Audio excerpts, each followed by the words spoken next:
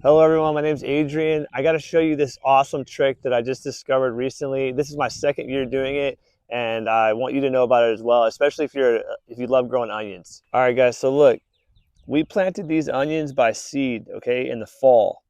This is something I did not know about. I had been planting my seeds in little starter trays and trying to transplant them, and they never did good for me. I don't know if you've had the same issue, but they just seem like they don't ever transplant well, and they're really weak.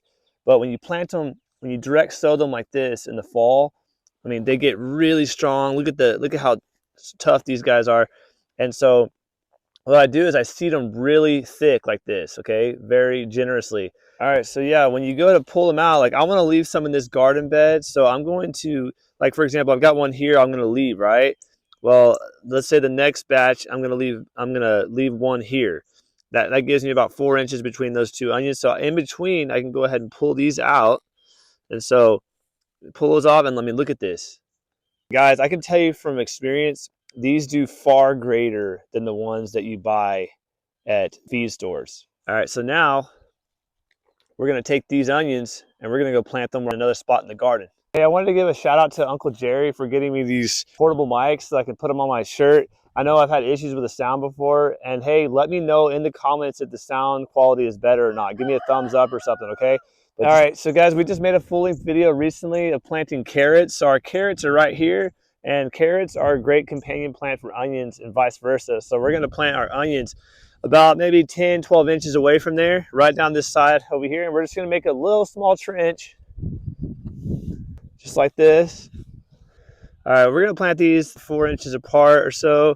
So what I'm gonna do is I'm gonna go ahead and just start setting out my onions so that I can just drop those in really easily once I'm ready.